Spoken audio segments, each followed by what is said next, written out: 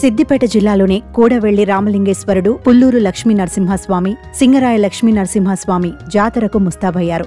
కూడవెల్లి రామలింగేశ్వర స్వామి జాతర జిల్లాలోని ప్రసిద్ధి చెందింది. రెండో దక్షిణ కాశీగా ప్రసిద్ధిగాంచిన కూడవెల్లి రామలింగేశ్వర స్వామి జాతర ఉత్సవాలు ఈ నెల 29 నుంచి ప్రారంభమవుతాయి. దుబ్బాక మండలం రామేశంపల్లి గ్రామ శివారులోని కూడవెల్లి వాగు ఒడ్డున వెలిసిన శ్రీ రామలింగేశ్వర స్వామి ఆలయం భక్తుల పాలిట కొంగు బంగారంగా వెలుగుతోంది. ఇక్కడ ప్రతి ఏటా మాఘమావాస్య నుంచి 3 రోజుల పాటు జాతర ఉత్సవాలు జరుగుతాయి. కూడవెల్లి వాగులో పుణ్యస్నానాలు చేస్తే పాపాలు తొలగిపోతాయని భక్తులు విశ్వసిస్తారు. గోదావరికి ఉపనదిగా కూడా కూడవెల్లి వాగును పిలుస్తారు. 2 వాగులు ఒక చోట కలిసే చోట రామలింగేశ్వర స్వామి ఆలయం వెలిసింది. ఈ 2 వాగులు వెళ్లి 3వ వాగులో కలిసే ప్రాంతాన్ని త్రివేణి సంగమంగా పిలుస్తారు. 3 వాగులుగా అనుసంధానమైన వీటిని కూడవెల్లి వాగుగా పిలుస్తారు. ఈ జాతరకు వచ్చే భక్తుల కోసం దుబ్బాక, సిద్దిపేటతో పాటు వివిధ ప్రాంతాల నుంచి ప్రత్యేక బస్సులు నడుపుతారు. దక్షిణ కాశీగా ప్రసిద్ధిగాంచినటువంటి పరమ పవిత్రమైనటువంటి క్షేత్రం కూడవెల్లి క్షేత్రం. ఎవరైతే ఈ మాఘమాసంలో నదిలో పుణ్యస్నానం ఆచరించి ఈ జాతర సందర్భంగా స్వామివారు దర్శించుకుంటారో వారు ఇహలోక సకల సౌఖ్యాలు పొంది అంతిమన శివ సాహిత్యం పొందారని చెప్పేసి భక్తుల యొక్క ప్రగాఢ విశ్వాసం. విష్ణుమూర్తి యొక్క దశావతారంలో 7వ అవతారమైనటువంటి రామావతారంలో స్వామివారి ఇక్కడ ఈ క్షేత్రానికి వచ్చేసి పరమ పవిత్రమైనటువంటి మాండవ్య నదిలో పుణ్యస్నానమాచరించి ఇక్కడ సైకతలింగ ప్రతిష్టాపన చేసినటువంటి త్రేతాయుగం నాటి దేవాలయం ఈ రామలింగేశ్వర స్వామి క్షేత్రం.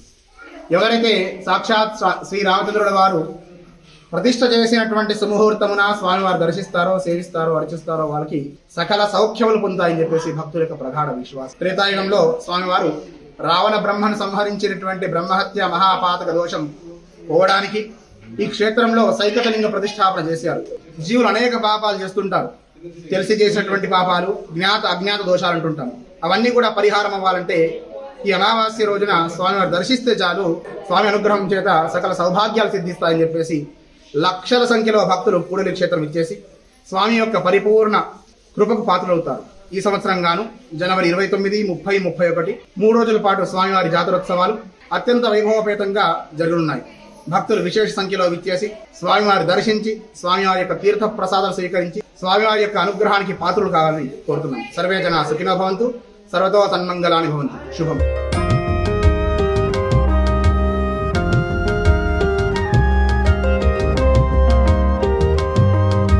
పల్లె ప్రజల వేడుక పుల్లూరు బండ జాతరకు అన్ని ఏర్పాట్లు పూర్తయ్యాయి. జనవరి 28 నుంచి 1వ తేదీ వరకు 5 రోజుల పాటు జరిగే పుల్లూరు బండ శ్రీ లక్ష్మీ నరసింహస్వామి జాతరలో భక్తులకు అన్ని సదుపాయాలు కల్పించారు. ఈ ప్రాంత పల్లెజనం ఆడుతూ పాడుతూ వెళ్లి ఆనందోత్సాహాల మధ్య జరుపుకునే పుల్లూరు లక్ష్మీ నరసింహస్వామి బండకు 500 ఏళ్ల చరిత్ర ఉంది. సిద్దిపేట పట్టణానికి సుమారు 12 కిలోమీటర్ల దూరంలో సుమారు 100 ఎకరాల వైశాల్యం గల బండపై శ్రీ లక్ష్మీ వల్లభుడు ఇక్కడ కొలువు తీరాడు. పుల్లూరు బండగా ప్రసిద్ధికెక్కిన ఈ ప్రాంతాన్ని కాకతీయులు పాలించారు. ఇక్కడి దేవాలయ నిర్మాణాలు అబ్బురపరిచే శిల్పకళా నైపుణ్యంతో అలరారుతున్నాయి. దేవాలయాలలోని శిల్పచాతుర్యం నాటి కాకతీయుల వైభవాన్ని చాటుతున్నాయి. సుమారు 400 ఏళ్ల క్రితం కాకతీయుల కాలంలోనే ఈ బండపై ఆలయాలు నిర్మించినట్లు ఇక్కడ లభించిన శిలాశాసనాలు తెలుపుతున్నాయి. ఈ రాతి బండపై 4 ప్రసిద్ధ గుండాలున్నాయి. చిన్నగుండం, పాలగుండం, జీడిగుండంగా వీటిని పిలుస్తారు. ఈ కొలనులో సంవత్సరాంతం అన్ని కాలాల్లో నీళ్లుండడం ప్రత్యేకత. కొలను నుంచి నీళ్లను తీసుకెళ్లి తమ ప్రాంతంలోని పంట పొలాలపై చల్లితే తెగుళ్లు సోకకుండా అధిక దిగుబడులు వస్తాయని నమ్ముతారు. జై శ్రీమన్నారాయణ.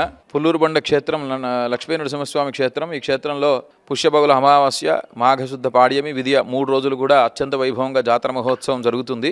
ఈ యొక్క జాతర మహోత్సవంలో భాగంగా అమావాస్య స్నానాలని ఇక్కడ ఉండేటువంటి మొదటి రోజున గుండంలో అత్యధిక భక్తులు వేల సంఖ్యలో స్వామివారి యొక్క కోనేరులో గుండంలో స్నానమాచరించి స్వామివారిని దర్శించుకుంటారు. అది మొదటి రోజు. రెండవ రోజు గోపాల కాలువలు శావ అని ఇక్కడ కార్యక్రమం జరుగుతుంది. ఆ యొక్క శావని స్వామివారి యొక్క ఉత్సవమూర్తులను ఆ శావలో ఉంచి భక్తులందరూ కోలాటాలతో ఇక్కడ ఉండేటువంటి ఆలయ ప్రదక్షిణగా చేసి ఆ గుండం వైపు వెళ్ళి భక్తులందరికీ కూడా దర్శనమిస్తాడు. రెండవ రోజు. తర్వాత 3వ రోజు లక్ష్మీ నరసింహస్వామి యొక్క కళ్యాణోత్సవం జరుగుతుంది అత్యంత వైభవంగా. ఈ 3 రోజులు కూడా చాలా వేల మంది భక్తులు ఇక్కడికి వచ్చి స్వామివారిని దర్శించుకొని వారి కోరికలన్నీ కూడా తీర్చుకుంటారు. ఈ యొక్క మన రాష్ట్రమే, మన జిల్లాలు, మన రాష్ట్రమే కాకుండా మిగతా రాష్ట్రాల వారికి కూడా ఇక్కడికి వచ్చి మహారాష్ట్ర కావచ్చు, మిగతా ఉండేటువంటి తమిళనాడు ఇటువంటి రాష్ట్రాలలో ఇక్కడ ఈ స్వామి ఇలవేల్పుగా చాలామంది భక్తులు ఉంటారు. వాళ్ళందరూ కూడా మిగతా రాష్ట్రాల నుంచి కూడా వచ్చి ఇక్కడ ఉండి స్వామివారిని దర్శించుకొని 3 రోజులు జరిగేటువంటి ఈ యొక్క కార్యక్రమంలో పాల్గొని వారందరూ కూడా వారి కోరికలు కోరికలు తీర్చుకుంటారు. దీనికి సంబంధించినటువంటి ఏర్పాట్లు ఆలయ కమిటీ, తర్వాత ఉండేటువంటి వంశపారంపర్య అర్చకులన్నీ కూడా భక్తులకు ఎటువంటి ఏ విధమైన ఇబ్బందులు లేకుండా అన్ని ఏర్పాట్లు వారు అందరూ చేయడం జరిగింది. అందరూ కూడా ఎక్కువ వేల సంఖ్యలో పాల్గొని మా లక్ష్మీ నరసింహస్వామిని, వెంకటేశ్వర స్వామిని దర్శించుకొని మీకు ఉండేటువంటి యొక్క దుఃఖములని తొలగించుకొని, మీ కష్టాలని తొలగించుకొని, మీ కోరికలను తీర్చుకోవాల్సిందిగా అందరికీ ఆహ్వానం తెలియజేస్తూ జై శ్రీమన్నారాయణ.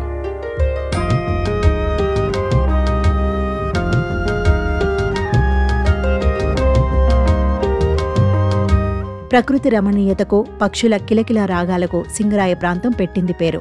చుట్టూ కొండలు, కనుచూపు మేర పచ్చని చెట్ల మధ్యలో సెలయేరు. దట్టమైన చెట్లు, కొండలతో ఈ ప్రాంతం చూపర్లను కట్టిపడేస్తుంది. ప్రతి ఏటా పుష్యబాహుళ అమావాస్య రోజున సింగరాయ జాతర జరుగుతుంది. ఈ నెల 29న జాతర జరగనుంది. ఇందుకుగాను చురుకుగా పనులు సాగుతున్నాయి. సింగరాయ గుట్టల్లో వెలిసిన ఇట్టి నృసింహుడు కొలిచిన వారి కోరికలు తీర్చే కొంగు బంగారుగా ప్రతీతి. బస్వాపూర్, కూరెల్ల, గుండారెడ్డిపల్లి, తంగళ్లపల్లి గ్రామాల మధ్యన గుట్టల్లో ఉన్న ఇరుకైన దారి నుంచి కొండ గుహల్లో ఉన్న ప్రతాపరుద్ర సింగరాయ నృసింహస్వామిని దర్శించుకోవడానికి కాలిబాటనే వెళ్లాల్సి ఉంటుంది. కొండ చర్యలు, చెట్ల వేళ్ల నుంచి జాలువారే ఔషధ నీరుగా ప్రసిద్ధిగాంచిన సింగరాయ గుండంలో స్నానం చేస్తే వారికి పాపాలు హరించుటయే కాక చర్మ వ్యాధులు నశిస్తాయని భక్తుల నమ్మకం. ఈ జాతరలో ఇక్కడి నీటితో వంటలు చేసుకుని సహపంక్తి భోజనాలు చేస్తారు. శాకాహారంతో వంటలు రుచిగా ఉండటమే కాక దివ్య ఔషధంగా పనిచేస్తాయని భక్తుల నమ్మకం. ప్రతి ఏటా కుటుంబ సమేతంగా జాతరకు వచ్చి ఉల్లాసంగా గడిపి వెళుతుంటారు. సింగరాయ జాతరకు వచ్చే భక్తులకు ఎలాంటి ఇబ్బందులు లేకుండా నిర్వాహకులు అన్ని ఏర్పాట్లు పూర్తి చేశారు. బస్వాపూర్, గుండారెడ్డిపల్లి, తంగళ్లపల్లి గ్రామాల నుంచి రహదారి సౌకర్యం ఉంది. ఆయా గ్రామాల నుంచి ఆటోలు అందుబాటులో ఉంటాయి. ఎలా వెళ్లినా జాతర స్థలానికి 2 కిలోమీటర్ల దూరం నడవాల్సి ఉంటుంది.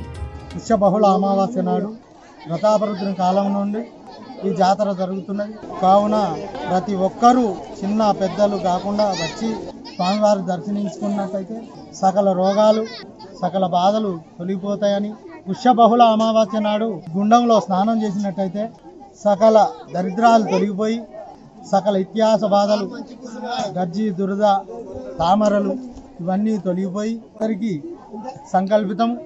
కావున ప్రతి ఒక్కరు కూడా భక్తులందరికీ పెట్టి స్వామి మాకు ధ్యానం అనుకొని ప్రతి ఒక్కరు వచ్చి స్వామివారిని దర్శించుకుంటున్నారు. జై శ్రీమన్నారాయణ.